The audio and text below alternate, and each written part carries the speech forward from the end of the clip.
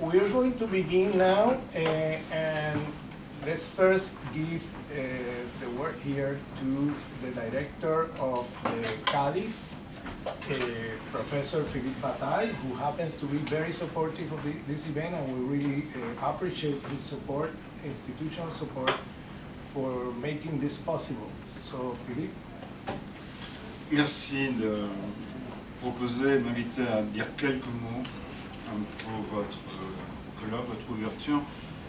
En tant que directeur du CADIS, effectivement, je le fais pour souligner la double importance de ce colloque en remerciant ses organisateurs et en saluant la performance d'Alexandra, et en tant que représentante du personnel et responsable d'Alexandra, je voudrais d'être attentif.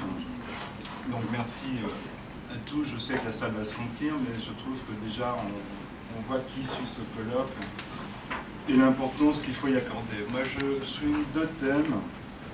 D'abord une importance pour les liens scientifiques du laboratoire avec Berkeley de multiples manières, fondée sur de multiples circulations, des échanges scientifiques entre les universités et entre nos institutions de recherche.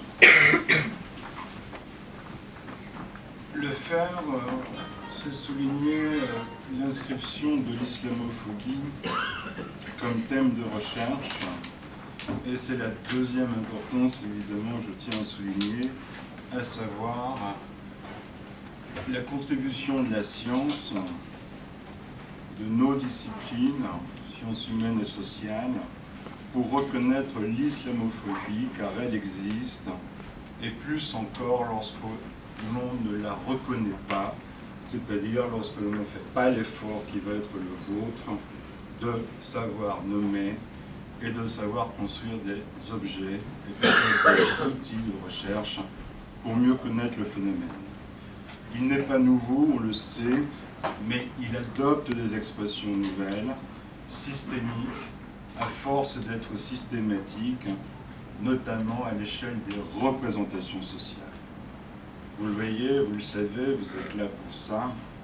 Faire des études sur l'islamophobie, nous le savons, et le programme que j'ai lu entièrement, et vos résumés que j'ai tous lus, l'indique, ne saurait se couper des liens avec les recherches sur le racisme et les discriminations, notamment dans les dynamiques françaises, celles qu'on a pu réaliser dans ce laboratoire, pas seulement, mais dans ce laboratoire tout de même, fin des années 90 et au cours des années 2000, rendant évident, même si nous ne l'avons pas souligné assez à l'époque, les discriminations religieuses avec une hostilité déclarée à l'islam.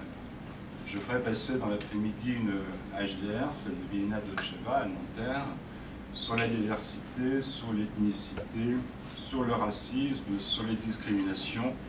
Et je suis heureux ce matin, effectivement, d'appuyer le thème de l'islamophobie, qui, y compris dans la revisite des années 90-2000 sur les thématiques évoquées, les discriminations jusqu'à l'ethnicité, le multiculturalisme, n'évoque que très peu l'islamophobie. Mais à suivre la somme des discriminations islamophobes systémiques interroge sur la pertinence du retour au terme du racisme, mais surtout interroge le rôle de la politique, la responsabilité de l'État en France aujourd'hui dans la production du racisme, dès lors que la réalité quotidienne est tramée pour l'expérience de l'islam, précisément dans l'espace national, des ressentis du racisme. Est en cause, de manière systématique, la visibilité de l'islam que d'autres encore phosphorisent à souhait, jusqu'à l'insulte, la vexation et l'utilisation raciste de ces représentations sociales à l'échelle du politique. J'en termine. Mon mot d'accueil est alors de vous souhaiter d'être politique et scientifique, ni dogmatique, ni pragmatique, mais éthique et en alerte, pour mieux cerner l'objet et pour l'aborder avec méthode, pour mieux produire des connaissances qui nous manquent, pour être critique ce qui est la finalité de la science, en tout cas de nos efforts et de la production de la connaissance. La science est critique en sciences humaines et sociales. La sociologie doit renouveler ses perspectives critiques et faire ressortir ici, aujourd'hui, dans cette salle, dans ce colloque transnational, transatlantique, le thème de l'islamophobie est en soi une manière de s'engager à vouloir soulever le voile qui est ici, le voile de l'ignorance et du mépris. Merci pour votre engagement scientifique et pour votre travail dont le CADIS se fait fort d'en répercuter les résultats. Ce colloque est évidemment un point de départ.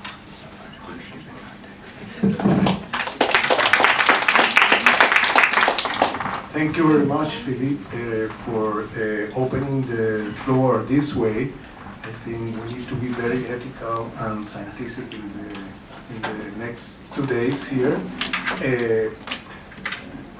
Let me give the word for a few minutes also to Hatem Bassian, who is the Director of Race and Gender at Berkeley. He's the Director of the Islamophobia Research Project, and that is within the Center for Race and Gender at UC Berkeley, and he would like to say a few words. So, welcome.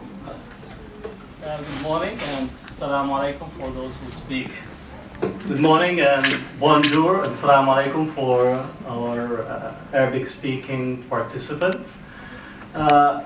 First, I'd like to thank everyone who submitted abstracts, who put up with a lot of the back and forth for getting this conference off the ground. This is a unique opportunity for transatlantic research and work on Islamophobia. And at the Center for Race and Gender, through the Islamophobia Research and Documentation Project, we've been working to develop a global network that is dedicated to the systematic work on Islamophobia, both theorization as well as research that is founded on sound scientific methodology, because we found, at least from the academic discourse, there's a distance from dealing with Islamophobia as a category within racial discrimination and the otherization process. And therefore, as one step to begin dealing with the multitude of problems emerging from Islamophobia, this effort at UC Berkeley and now through CADIS, as well as other institutions around the globe. I would say that we have approximately 200 researchers around the globe, extending from Russia to Australia to Canada, US, Argentina, the Middle East, all of Europe and the US. And we are hoping that this continuous effort will make a difference. When Ramon said that we don't have the microphones working, I said, don't worry, we'll ask the NSA to give us a recording of the proceedings, and therefore we don't have to worry that our statements are missing, because they seem to be recording everything. So this aspect of understanding that Islamophobia, which started out otherizing and targeting Muslims, now includes everyone, including your own president in Holland, Merkel and others, and now it becomes a problem. So when it was targeting Muslims, it was not a problem because the other is expected to be monitored, but now, as we know, it begins at the margins and then it covers everyone in the society. Our interest, at least from Berkeley in here, not to say that interest by itself is governing these proceedings, is actually to get your papers, and I'm going to be putting a plug for the Islamophobia Studies Journal. So for those who are writing papers and presenting, I will definitely go after you to get your paper, and hopefully it will be written, not in digital form in your mind. And hopefully once that's written, please submit it so we'll be able to publish it. We're about to publish the second issue, which should be coming up at the end of this month, and hopefully the proceedings of this conference will go into the fall issue of the Islamophobia Studies Journal. We will be having another conference in Berkeley in April. It's April 14th through 19th. It's 1 week because we're tagging with the Asian American Studies Association conference that is taking place at San Francisco. And I encourage everyone to submit abstracts. The title that we're working with for the April conference is Latent and Manifest Islamophobia, using Edward Said's Latent and Manifest Orientalism as a way to ground our understanding of the phenomena. So I encourage, the call for paper is out, and there's still some time for all of you to submit abstracts. So thank you for coming to this, and hopefully it will be a rich conversation. The last plug, if you are tweeting or twittering or Facebooking, we do have an active Twitter group in the US right now working with this conference, so anything that you put out, they will actually put and continue the conversation to have a global engagement. This is something that we did in the last conferences at Berkeley, which gives us a continuous conversation about Islamophobia. So I encourage you to use the modes of communication, the internet, to expand the conversation from this room. Thank you. Thank you, Hatem. I want to give the word now to a crucial actor of organizing this conference, without whom we won't be here. And that is Professor Alexandra Polit, who is a researcher at the Cádiz and has been fundamental and crucial for being able to organize this conference. So I want to appreciate and say thank you to you now before you start talking about all the effort you have put forward to make this possible. So Alexandra, it's your word. Merci Ramon, bonjour et bienvenue à tous. Alors après ce premier moment d'introduction en français, en anglais, donc je reviens au français. Comme vous le savez, nous avons tenu à assurer le bilinguisme dans cette conférence, en organisant alors non pas les conditions d'une traduction simultanée, mais d'une traduction synthétique qui se fera donc à l'issue de chaque panel et dans le cours des échanges qu'il y aura après chaque panel. Donc je remercie à ce propos Abdelali Ajat et Marwan Mohamed qui m'ont non seulement soufflé le mot de la formule, mais aussi mis en contact avec Marwan Mohamed, le porte-parole du collectif contre l'islamophobie, et Olivier Estève, qui est maître de conférence à Lille, qui vont nous rejoindre très prochainement et qui vont assurer cette lourde tâche de la traduction synthétique. Alors c'est pour les aider justement qu'on sera assez intransigeant sur le temps de parole, qui est, je vous le rappelle, donc pour chaque intervenant de 20 minutes. Quelques mots sur l'organisation de ce colloque, qui est d'abord le fruit d'une collaboration de plusieurs années entre le Cádiz et l'Université de Berkeley. Au fil des années, je me suis jointe à cette collaboration qui initialement s'est faite entre Yvon Lebot, Michel Viviorca et Ramon Grossvogel.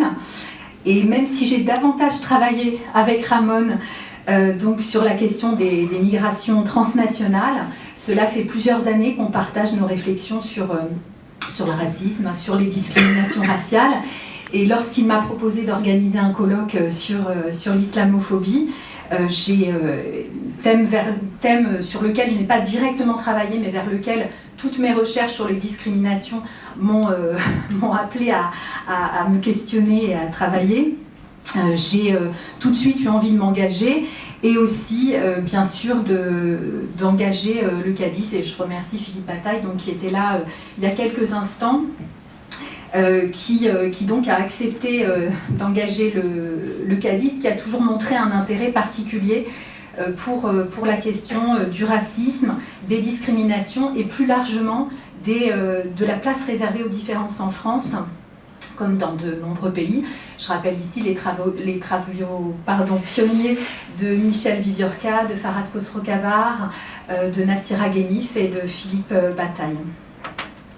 Alors, notre ambition avec cette conférence internationale, c'est de réfléchir à ce qui fonde dans la pratique l'islamophobie, en dégageant évidemment ces diverses manifestations qui trouvent, comme on le sait, une visibilité extrêmement contrastée et particulièrement controversée. L'islamophobie, de quelques noms qu'on la désigne, est un phénomène qui jaillit en plusieurs lieux et de multiples manières. Et donc c'est sur cette diversité que ce colloque souhaiterait donc attirer l'attention pour réfléchir aux enjeux de la compréhension et de la reconnaissance de l'islamophobie dans différents contextes. Donc on va, je dirais, explorer tout au long des panels qui vont se succéder durant ces 2 journées, tout un espace de questions. Tout d'abord, qu'est-ce qui caractérise l'islamophobie aujourd'hui? De quelles données disposons-nous? Dans quelques instants, Marwan Mohamed va nous parler de la question de la mesure. Quel phénomène participe à sa construction? On pourrait poser l'hypothèse que la grande nouveauté de l'islamophobie contemporaine, et notamment dans la façon dont la scène politico-médiatique est agitée à la fois par ce qu'on peut appeler des affaires, indiquant donc le maintien d'une forme classique de rejet de l'islam, et des scandales à répétition dans lesquels les questions que pose la présence de musulmans dans divers pays se télescopent avec celle de l'islamophobie. De la même manière, de nombreux observateurs ont suggéré l'existence d'un lien entre l'islamophobie à l'échelle globale et la recrudescence entre le terrorisme à l'échelle globale et la recrudescence de l'islamophobie. Cependant, dans quelle mesure le phénomène est justement subordonné à ces événements? Est-ce qu'il fonctionne finalement de manière beaucoup plus continue que par rapport à ces événements? On abordera ces questions notamment dans le panel qui traitera de l'islamophobie, donc au-delà des frontières nationales. Les formes de réactivité face à l'islamophobie ont également changé. Donc depuis une dizaine d'années, l'espace associatif, mais aussi l'espace académique, pour ne citer que ces 2 exemples, ont investi de manière renouvelée la question. Et donc on explorera également dans plusieurs panels ces aspects de nouvelles formes de mobilisation par rapport à l'islamophobie. Enfin, face à la diversité de faits donc, que nous allons étudier, est-ce que nous sommes capables aujourd'hui d'apprécier correctement l'importance de l'islamophobie? Les 2 registres qu'on peut distinguer, celui du climat et celui des actes graves, ne correspondent pas forcément. Et donc tenter de comprendre l'islamophobie à la lumière des affaires et des scandales ne permet pas de rendre compte de ce climat général qu'on abordera également dans ce colloque. Diverses rencontres ont lieu, se sont faites autour du thème de l'islamophobie. Nous ne sommes pas le premier colloque qui traite de cette question. Plusieurs rencontres, davantage peut-être dans d'autres pays européens. En France, je tiens néanmoins à rappeler qu'il y a eu un important colloque cette année, en avril, organisé par le CCIF et Salam à Sciences Po, sous la direction scientifique de Marwan Mohamed, et qui donc posait cette question de comment s'est construit le problème musulman. Enfin, donc, cette conférence s'inscrit, nous l'espérons avec Ramon, dans une série de rencontres. Nous espérons en faire un rendez-vous annuel. Voilà, j'espère que les résultats de ce premier colloque nous aideront en tout cas à en organiser un autre dès l'an prochain. Et je tiens à remercier Zourben Salah, qui n'est pas là, mais avec laquelle vous avez été, pour beaucoup d'entre vous, en contact, et qui a vraiment beaucoup œuvré pour la réussite et l'organisation de ce colloque. Voilà, merci beaucoup. Merci Alexandre. Merci beaucoup. Avec cette introduction, je voudrais dire des choses très brèves. I'm the one speaking English, yes, I forget. So, with that introduction, I would like to say something very brief. which is that to set the tone of the conference. I mean, there's going to be disagreements here and there, there's going to be debates, but the most important thing is that we are in an academic setting and we have to have respect, okay? Respect, we can debate, but with respect. I mean, I want to set up the tone from the beginning about that. And second thing is that we're going to be very strict about time, because we have put a lot of panels in one day, many papers, and so we're going to watch the time in a very, I don't know, authoritarian way, maybe that's the word, you know? Because if not, we'll be, I mean, this place will be closed, I don't know, at around 7:30, you know, and so we have to be out of this building. So, and we would like to really have everybody presenting their papers, the ones who are assigned for today. And last thing is to remember and reiterate that we have both the papers that we're planning to publish in the journal on Islamophobia we produced from Berkeley, from the Center of Race and Gender. So please, the papers, you know, work on the papers, have them ready and send it to us for publication. And finally, that as Alexandra said in her presentation, that we are planning that this is a beginning of, you know, more events in the future. We're planning to have an annual event on the topic, and so we're looking forward to continue the collaboration. And in that sense, we ask from everybody the best effort to make this a success story in our first event, so that we are ready to move on to the second. Okay, so thank you very much, and we're going to begin immediately with the first panel. Okay.